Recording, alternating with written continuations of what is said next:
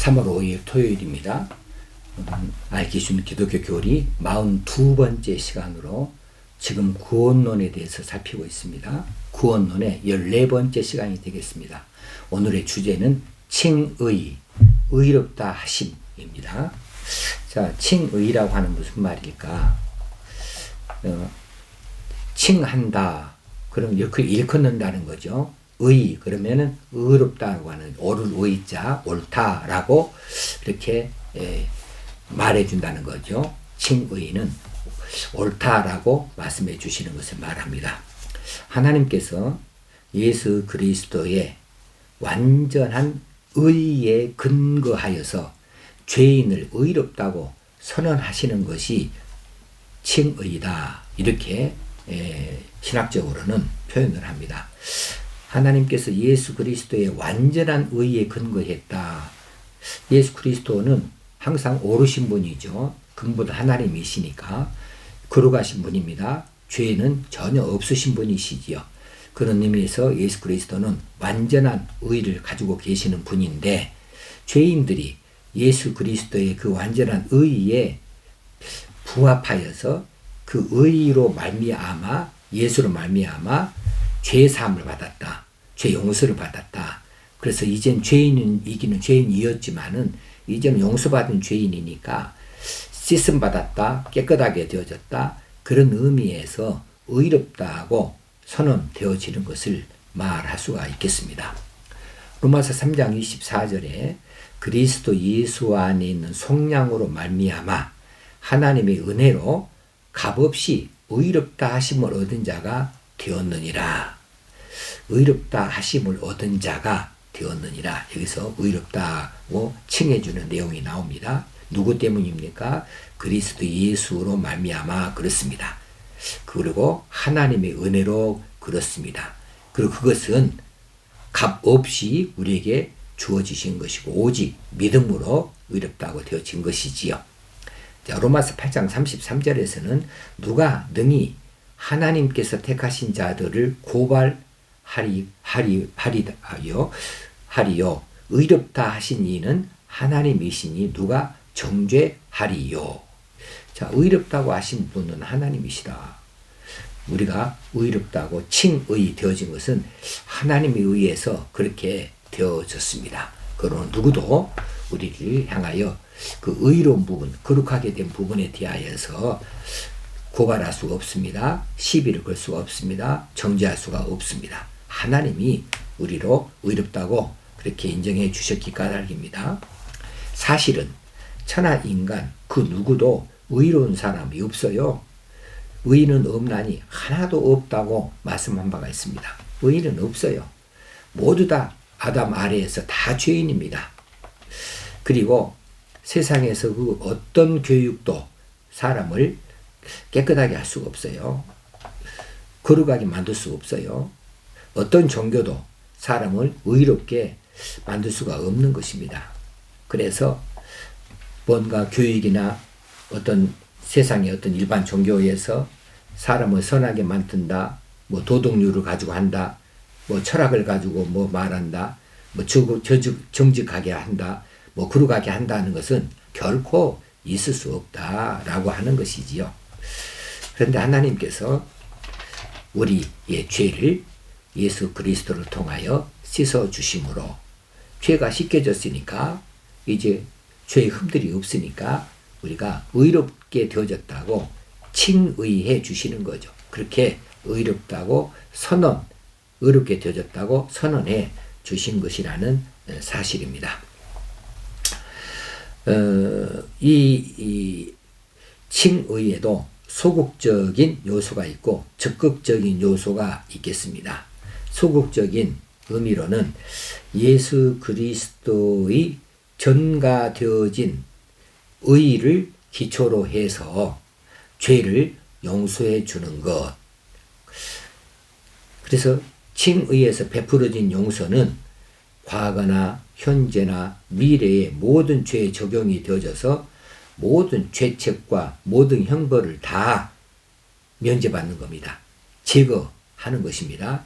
이런 의미에서 예수 그리스도의 전가되어진 의, 그분에게서 우리가 얻어낸 이 의를 기초로 해서 우리 죄가 용서받게 되어지는 것, 이것이 칭의의 소극적 의미입니다. 깨끗하게 되어졌다라고 하는 것이지요. 적극적인 요소로서는 예수 그리스도의 능동적인 순종에 근거해서, 능동적인 순종은 하늘 보좌를 버리시고 이 땅에 오신 것이죠. 왜 오셨습니까? 많은 사람을 위하여 대속물로 자신을 드리기 위하여서 오셨습니다. 곧 죄사함을 주시려고 이 땅에 오셨습니다. 그런데 그 일은 하나님 아버지의 뜻이었습니다. 거기에 순종하는데 능동적인 순종이다. 십자가에 매달리신 것이 능동적으로 순종하셔서 그 일을 다 이루셨다는 것이죠. 그래서 칭의의 적극적인 의미는 예수 그리스도의 능동적인 순종에 근거한 영생의 청구권이다. 영생에 대해서 요청하고 바라보는 것이다 하는 거죠. 다시 말하면 우리가 하나님의 자녀가 되고 하나님 나라 백성이 되어지는 것, 이것을 말한다. 이것을 칭의의 적극적인 요소로 우리가 말할 수 있겠습니다. 우리가 어렵다고 하지 않았다면 우리가 천국의 백성 되는 거 불가능한 일이죠. 거기는 죄 가지고는 못 가는 곳입니다. 죄 오염이 있는 곳이 아니기 때문에 그래요. 거기는 죄 없는 자만 들어가는데, 죄 없이 함을 입기 위해서는 예수 그리스도의 의에 근거해서 우리가 죄사함을 받아야 하는 것이지요. 그런 의미에서 칭의는 이제 소극적 의미를 한 단계 더 올라서서 죄를 용서받는 것뿐만 아니라 이제 천국의 백성이 되죠. 하나님의 자녀가 되어지는 데까지 나아가는 것을 말할 수가 있겠습니다. 다음으로는 칭의의 근거와 방편입니다. 자, 칭의의 근거는 어디에 있는가? 우리가 의롭다라고 인정받는 그 근거는 어디에 있는가? 예수 그리스도의 의로우심에 있습니다. 그분의 순종에 있습니다.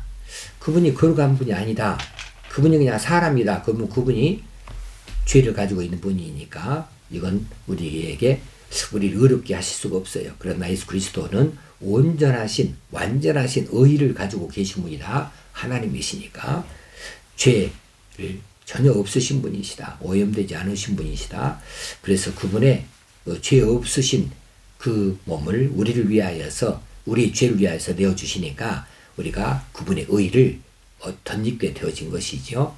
그리고 그분의 순종하십니다. 이 순종 아까 봤습니다. 순종, 능동적인 순종입니다.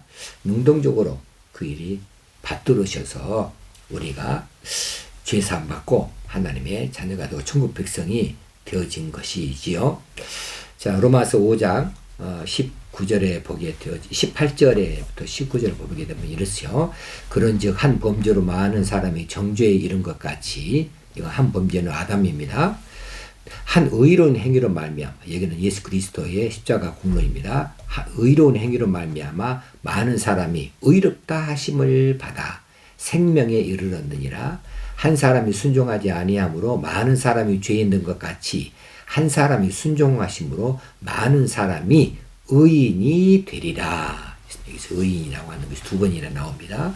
그분의 의로운 행위로 말미암아서 많은 사람이 의롭다 하심을 받아서 생명에 이르렀고, 그래서 그분의 한 사람이 순종하심으로 많은 사람이 의인이 되리라 하는 내용을 볼 수 있습니다. 예수 그리스도로 인하여, 예수 그리스도로 말미암아서 칭의, 우리가 의롭다 인정을 받게 되어진 것이지요. 자, 의롭다 하심은 우리 스스로가 어떤 아름다운 일을 했다, 어떤 선행을 했다, 어떤 놀라운 업적을 쌓았다 하는 것 가지고는 의롭다고 할 수가 없어요. 우리는 태어날 때부터 죄인으로 태어났고 우리는 여전히 이 세상에서 불완전한 삶을 사는 사람들이죠. 혹시 우리가 가지고 있는 어떤 미덕이나 최선의 행위가 있다고 할지라도 그렇다고 해서 우리 죄가 씻어지는 것이 아니고, 그럼에도 불구하고 이미 우리는 죄의 오염의 상태에 있는 것이기 때문에 누구든지 스스로를 의롭다 이렇게 만들어가지 못한다는 거죠. 어떤 도덕도 그렇고 어떤 교육도 그렇고 마찬가지입니다. 단지 예수 그리스도만이 가능하다. 그래서 성경은 우리가 믿음으로 말미암아 믿음으로 의롭다 하심을 얻는다 그랬습니다. 믿음으로 말미암아 혹시는 믿음으로 의롭다 하심을 얻는다 했습니다. 그래서 이 믿는다고 하는 이 신앙으로만 우리 칭의를 얻을 수 있죠. 신앙으로만 그렇게 의롭다 인정을 받을 수 있게 된다는 사실입니다. 이제 로마서 4장에 보면 아브라함이 도저히 자신의 아내나 자신의 육체적인 형편을 봤을 때 도무지 이 자식을 낳을 것이 안 돼요. 그런 형편이 도저히 안 되죠. 그럼에도 불구하고 하나님께서 자식을 주시겠다 약속하신 것이 있어요. 그런데 4장 21절에 약속하신 그것을 또한 능히 이루실 줄 확신하였으니 그러므로 그것이 그에게 의로 여겨졌느니라. 사람의 생각으로는 육체적인 조건으로는 불가능한 일인데 하나님이 이걸 약속하셨고 약속하신 그분이 하나님이시니까 능히 이루실 줄을 확신했다는 거예요. 이 확신이 그에게 의로 여겨졌다. 하나님께서 보실 때는 그걸 의로 인정하셨다는 거죠. 그런 것처럼 의로 여겨졌다는 기록은 아브라함만 위한 것이 아니요. 24절에 의로 여기심을 받을 우리도 위함이니 우리가 의로 여기심을 받을 우리에게도 마찬가지다. 그것은 뭐냐 하면 예수 우리 주를 죽은 자 가운데서 살리신 이를 믿는 자니라. 사람이 죽으면 어떻게 다시 살아나요? 그건 있을 수 없는 일이죠.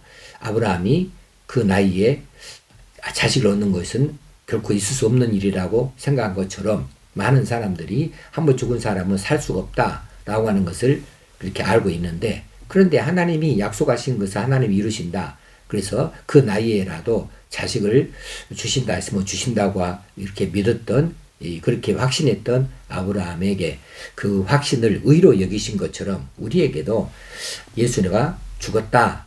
근데 그를 다시 살리신다라고 하는 것을 믿는 거, 그 믿음을, 그 확신을 우리에게 의롭다로 적용을 시켜준다는 거죠. 그래서 25절에 예수는 우리가 범죄한 것 때문에 내줌이 되고 또한 우리를 의롭다 하시기 위하여 살아나셨느니라. 여기서 의롭다가 또 한번 나오고 있습니다.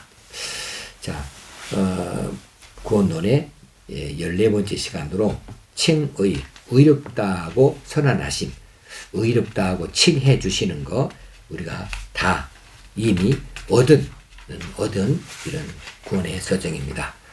오늘 하루도 하나님께서 우리를 의롭다고 여겨주셨으니 의로운 백성으로 오늘도 힘있게 살아가십시다. 감사합니다.